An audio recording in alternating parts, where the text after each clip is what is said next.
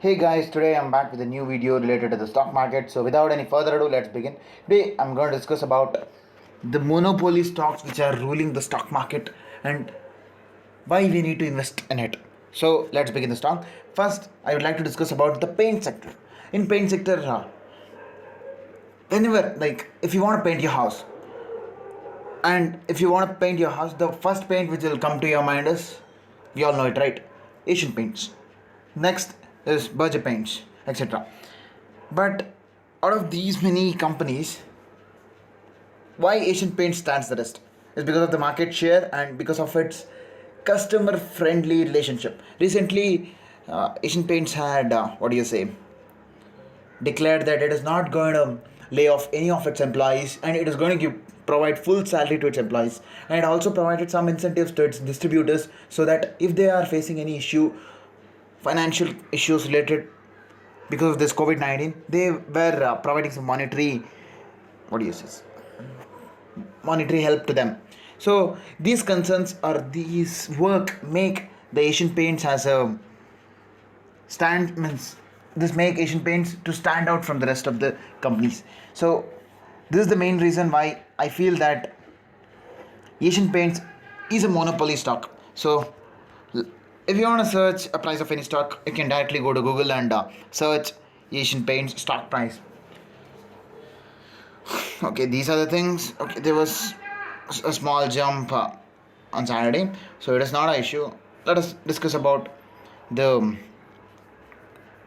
Okay, over the 5 years, it has given a positive 600% return. I mean, it was around 260 rupees per share, and it was growing gradually till 2020. But after 2020, there was a huge boost in the paint sector. Because, can you guess the reason? I'll give you 5 seconds to guess the reason. 4, 3, 2, 1. Yeah.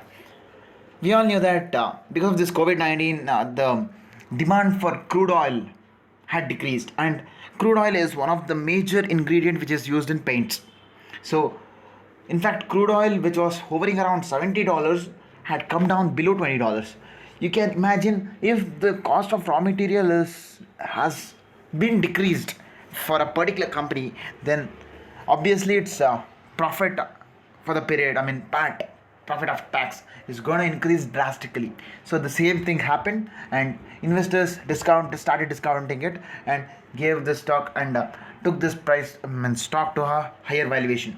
So because of the decrease in the raw material, even though the revenue is same, if the raw material cost is decreased, then the cost of goods sold is also decreased, right? So if that is decreased, then the profit is going to increase.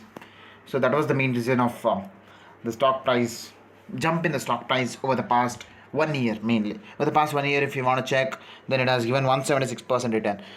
The same thing over the past 4 years, it has given 230% return. Okay. And one more thing, which I think is also a major player in the paint sector, is Bergen Paints. BRGR Bergen Paints. Okay, look, it was around 1 rupee during 1999, and most of the people who are watching here might be older than 20 or 22. Okay, so if your father had invested 2 rupees every month for a period of 1 year, or if your father had invested some 20 rupees, 200 rupees, he would have your father would have got 100 share per month for a period of 1 year. So your father would have got 1200 shares at that time. So if that would have continued till now, you wait, 700 into 1200, what's the value? If you want to calculate, it is somewhere going to be around 1 crore, more than 1 crore. 12 sevens is 84. Yeah, around 90 lakhs. Can you imagine a stock which has given a 45,000% return? And this stock, if you want to particularly mention, the stock had fallen very. Wait, okay. It has given good return, and people who have hold the stock for this period are enjoying the returns for during this period. And You cannot say that the stock was not affected. It was affected during the 2008 crisis. It was affected during 2014 crisis. It was slightly affected during 2016 period. Then obviously COVID-19 pandemic has affected almost all companies in the world except the pharma sector companies and some IT companies. So and now there is some consolidation in the stock over the past 6 months. Okay, consolidation will come at every stock. Means every stock will not run every time. I mean, every year it will not give continuous returns. One year it might give 60% return, then the next year it might give minus 10% return. Over the next year it might give 15% return. So there'll be a cycle in every stock. So we have to notice a cycle. Right now, what do you say? Steel sector companies are in a cycle. If you want to check the share price of Tata Steel, sorry, I made a mistake. It's Tata Steel, right? Tata Steel share price. If you want to check, here, look at it. I mean, over the past, let us look at 5 years timetable. Over the past, right from 2018 to 2020, this Tata Steel company had given 60% negative return. Imagine if you had invested 100 rupees in the Tata Steel share in 2018, your what is present value of the stock would have been 40 rupees. From there, it gave 300% return. So if you had invested even in the peak, you would have been enjoying 50% profits. So right now steel sector companies are on a run because now it's time for steel cycle. Before, I mean, over the past year, there was a pharma run, gold run, then electric vehicle run. The electric vehicle run is going to be alive over the next 10 or 20 years until this electric vehicle sector or renewable energy sector is properly implemented in India. I know it is going to take some time. The developed nations like US and European Union and even some to some extent China, they're going to implement it within the next 20 years by 2030. But in India, it is going to take some time. We can excel in the renewable sector. Like we have lots of places in India, and also one more advantage is that we are a tropical country. I mean, most of the countries place live below the Tropic of Cancer. I mean, Tropic of Cancer is 23.5 degree north. So basically, part of South India, then parts of I mean, Odisha, and parts of what do you say, Rajasthan and Gujarat are the favorable places to plant or lay the solar panels so that you can generate a good amount of electricity, and this is going to happen.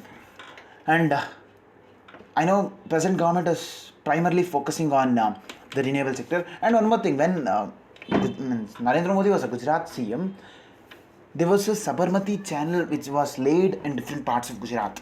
And over there, in the Sabarmati channel, he covered the entire canals with solar panels. And that canals used to generate, that solar panels, it used to generate electricity which was feeding over 10 districts across Gujarat. And Gujarat had 25 districts. So almost 40% of the total country's, what do you say, that means 40 to 45% of the total country's electricity was being produced over there. So imagine the potential. We have the potential to produce electricity in parts of Rajasthan, which is a semi-arid region, and we can easily transport it to the major cities like Delhi and Chandigarh. We can easily transport it because the places are near. And even in Karnataka, like they have places like Tumkur, and if you come to Andhra, like places like Guntur or Nellore or Pavgada. And in Karnataka, Pavgada and what do you say, Kolar. These places are very arid regions. I mean, there are hardly any rainfall most of the year, and the sun rays are directly, I mean, the intensity of the sun rays are pretty high. So if the government makes more plans to lay the the solar panels in these areas, then it can work with full potential and generate good electricity. And same with applies to the parts of northern Karnataka like Bidar, Gulbarga. Almost every district of North Karnataka receives direct rainfall and falls in an arid region. So this will help the present government. And we have the current largest solar park is in Tumkur. It is in Pavgada, I guess. So these solar parks must come, And in this solar park race, Karnataka, Gujarat, and Rajasthan are leading the race. I believe this more and more countries. Oh, sorry, I made a mistake. More and more states must explore this sector and invest in this sector. I know countries like means Karnataka and Gujarat are money rich. I mean, they have good source of money and they have good source of taxes, so that they can have they can get funds and easily they can do any project. But we know the countries states like Odisha, West Bengal, or what do you say, Uttar Pradesh and Bihar. There, the situation is not proper. I mean, they are still focusing or they are still struggling in the internal issues. Like they are still, so they need to overcome on that. Until then, these states like Tamil Nadu, in fact, Tamil Nadu is an industrial hub of India.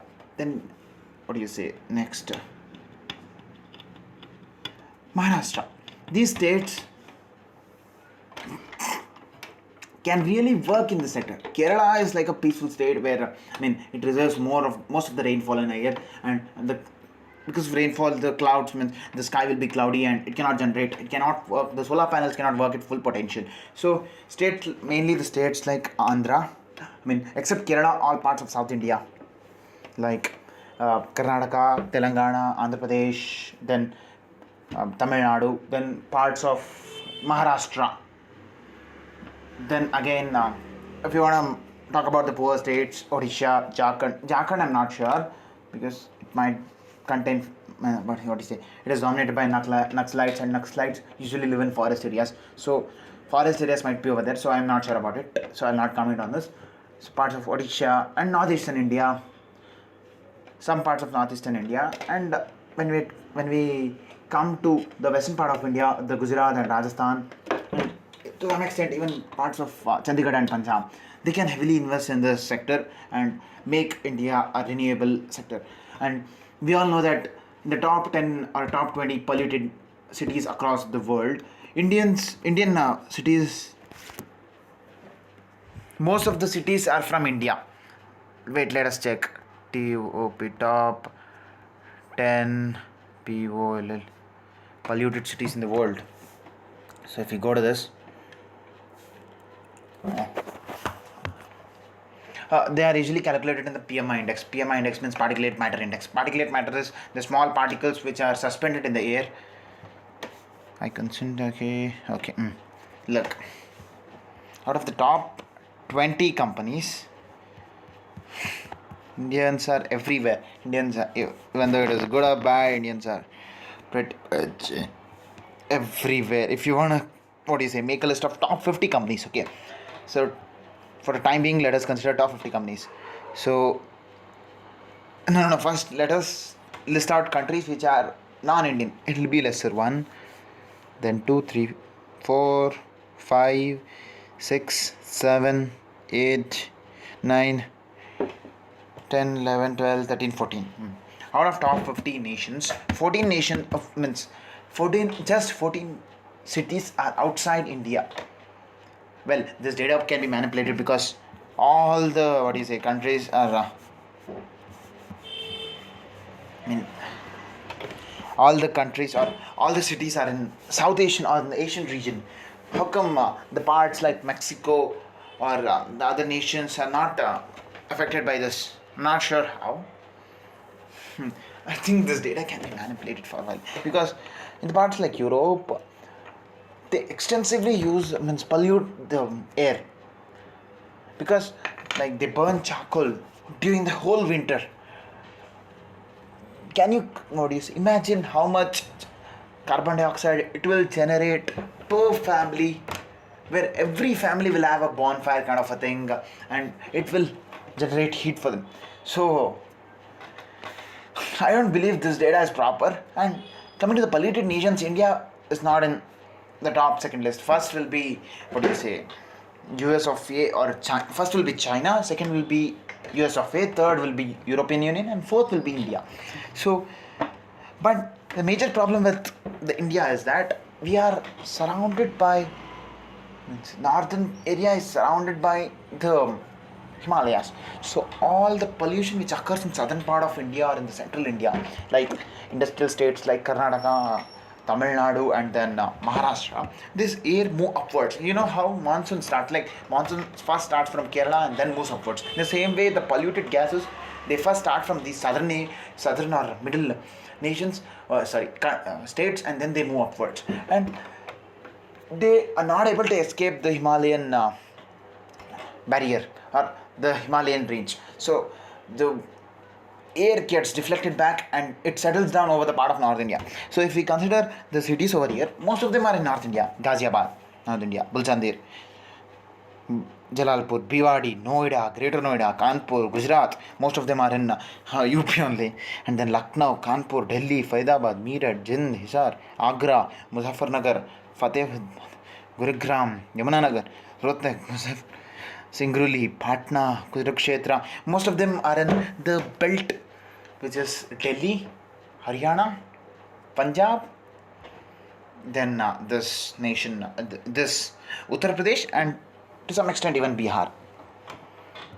So if we start focusing more on this renewable sector, and so if the dependency of coal decreases, then this might reduce the pollution in the cities of India, and it will help our nation from, what do you say, one by one. We must work together in reducing the pollution level. Okay, so I think the government must invest heavily in this field also. So with this, I take a leave. Bye, guys.